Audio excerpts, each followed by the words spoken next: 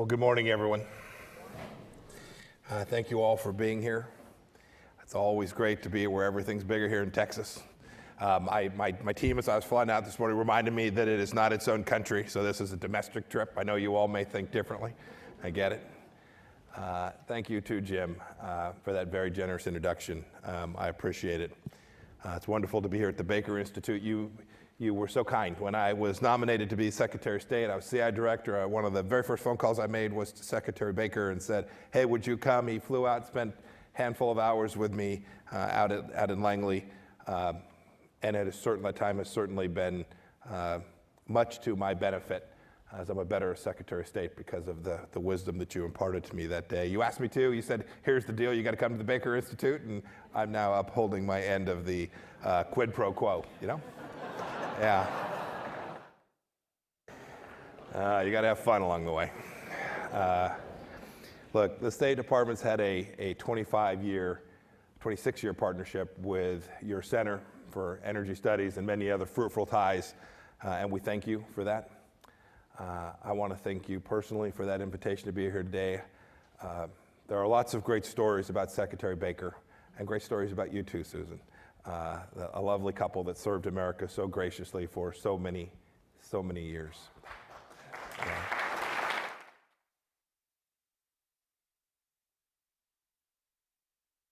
And Jim, you may have had more than one motto, but one of them was the prior preparation prevents poor performance. I left out an adjective for the public audience here, but I think that's certainly true. Stories, too, about your Texas flair, like your propensity to put tobacco on tuna salad, a staple now at the State Department. And stories, too, about the amazing relationship you had with George H.W. Bush, President Bush, a man who had great influence on me as well, having served as a director at the Central Intelligence Agency. You were very respectful of President Bush, but he wasn't afraid on occasion to make his case very clearly to someone who was your close friend. And you told me the story that day. You reminded me that every now and again he would say, Jim, if you're so damn smart, why are you not the president? More seriously, I was thinking about your time at the State Department last week. I was in Germany on the occasion of commemorating the 30th anniversary of the fall of the Berlin Wall. Although Secretary Baker himself would give all the credit to his boss, President Bush, no one should ever underestimate Secretary Baker's individual contribution to taking down that wall. You helped lay the foundation for an international coalition to drive Saddam from Kuwait, and you have been a tough act to follow at Foggy Bottom. These are immense achievements for America's national security. For those of us who remember the history when we had peoples who languished under the Soviets and Saddam, these were achievements for mankind more broadly as well. As you wrote in your memoirs, I think a bit too modestly, you said, we diplomats should only take a little bit of credit for these titanic shifts because the true responsibility for changes in the world we inhabit lies in ordinary men and women who sought freedom, who struggled against darkness and totalitarianism, and who rose up to achieve liberty for themselves. I saw that last week. I was reminded that's the subject of my remarks today. I want to talk about the natural hunger for human freedom and why we should never underestimate its great and awesome power, and our responsibility to assist those people around the world who are seeking that human freedom. I talked about my trip last week. I witnessed this power myself. In the late 1980s, I was a young lieutenant serving in a tank unit in southern Germany. We patrolled the then East German border and a little bit of the then Czechoslovakian border. There I saw people try to come across to freedom from the East German side. We visited last week a little town called Molderoid. It was a small town that was completely bisected by a wall and by barbed wire to the West German side. Families separated by this fence in the same town, buildings literally inches from each other on opposite sides of authoritarianism and freedom. And like so many thousands of racy Germans, these people in Molderoid valued their freedom so much they were willing to risk dying for it. I was powerfully reminded of their courage as I, for the first time, walked across what had then been that border last week. A section of the wall still stands there. The barbed wire remains. There's a guard tower that's been preserved. The townspeople of the now united Molderoid never want to forget the horrors of communism and what it wrought for their families.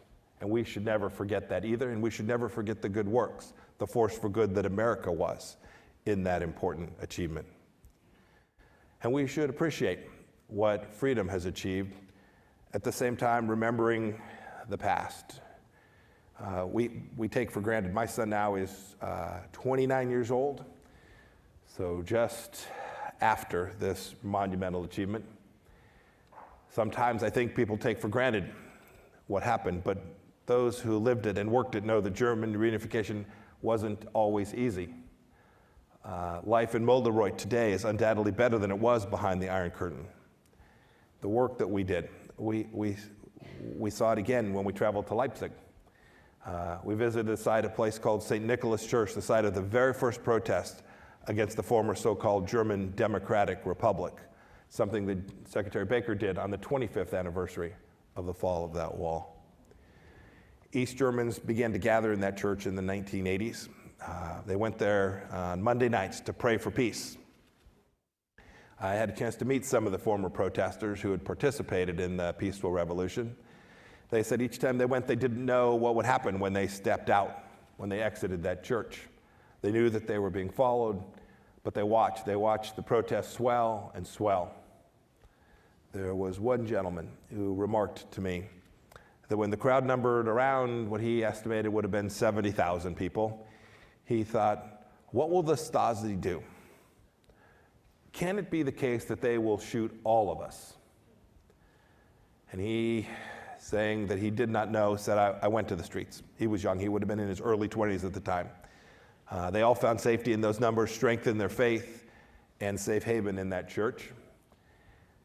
And the story of the church in Leipzig speaks to larger truths, I think, for each and every one of us and for our responsibility in the world. The longing for freedom accrues and is common to all of humanity. No person desires subjugation at the hands of another. We are all indeed formed in God's image, and we've all been endowed by Him with the right to live freely, with the unalienable rights that our founders knew so well, the right to life and liberty and the pursuit of happiness. I think people know these universal truths exist deep down in their souls. I think it's by the very nature of our humanity. I felt it when I served in West Germany and looked across the barriers to East Germany. Even in the darkest days of the Cold War, there were periodic eruptions. We would see them. Those eruptions were always in the support of liberty in Hungary, in Czechoslovakia, in Poland, and in many places where individual acts of bravery, frankly, never received any public attention. I fast forward to my time now as secretary. We see the same fight for freedom today. We see it in the people in the Islamic Republic of Iran. We see it in people in Venezuela. And we see it in the people of Hong Kong. And we should never devalue their deep desire for their personal freedom and for their personal liberty. It's a noble goal. And it's no coincidence that the most successful societies in the world are indeed free societies, because they're the only place, and I think we all know this, they're the only place that men and women can reach their true potential. We've seen it. We've seen this same story play out time and time again. Look at how the lives of the people in places like Poland or the Baltics changed for the better after the remarkable work that took place during the Cold War. Look at the prosperity of Pacific pillars like Taiwan or of South Korea. Look at the wonderful experiment that we have here in the United States of America. It's rambunctious and it's free. And freedom's benefits are vast, and history proves it. And America's role in enhancing freedom around the world is central to the world's understanding of how it is we can achieve that. We should never take the march towards freedom is by fate. It's by hard work. I remember I left Germany in October of 1989. I was heading back for my next assignment in the 4th Infantry Division in Colorado. So a handful of weeks. And I remember I called back, weren't cell phones at the time, but I called back to my own unit to a friend named Jeff Bubar, who was my fellow lieutenant, and said, Jeff, what the heck? And he said, Mike, you know, we were patrolling this space. We were blocking people from coming across these roads, and the folks on the other side were blocking them too. We spent our entire time as young officers there. And he said, Mike, there's traffic going in only one direction. Only one direction. The wall came down and everybody moved towards freedom. But of course we had to work for it. It took decades of effort across multiple administrations. And with the help of allies and the people of East Germany, we rid the world of the Soviet scourge. It took patient diplomacy of men like Secretary Baker. And victory was not a foregone conclusion. You can go back and read the quotes days and weeks and months before the wall fell, and there were critics that said, your policy is failing, it's not working, this is going to last forever. And no one knew the day that it would come. Look at places today. Look south to Venezuela, to Nicaragua, to Cuba. There are many examples, sadly. What day their freedom will come, we do not know. But we know that if we work and collect friends and build out a mission set and support those seeking freedom, that moment will come. There are certainly limits. Secretary Baker referred to this too. We have enormous power, but it is certainly limited. There are limits to the assistance that we can provide. Our pocketbooks and resources aren't unlimited. But we should every moment look for places where we stand with those that are seeking freedom. The good news is we have lots of advantages. Our democracies make us very, very resilient. Our free and competitive markets help us all prosper. Our rule of law anchors our gains and allows us to peacefully resolve disputes. And our free and democratic values allow us to realize human flourishing that no other nation can compete with. I would put America's exceptional track record up against anyone, anywhere, anytime. But we shouldn't take it for granted. As Secretary Baker so eloquently observed, we should never underestimate the ordinary men and women and their desire to be free, ever. On this trip, I had a chance to meet a handful more of these folks. I went when I was in Berlin. I had a chance to stop in a Stasi museum in what was former East Berlin.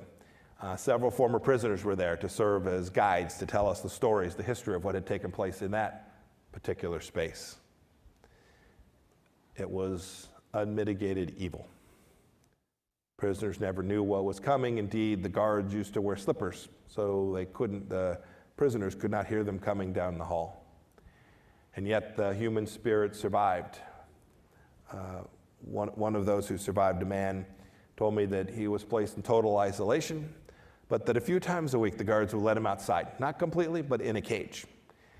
And they were told to look down, but he would glance up. And when he would glance up from time to time, he would hear some noise, and he would be told, look down, look down. But he saw and knew that there was a particular Pan Am flight that came by. He said it was his dream to get on one of those planes one day.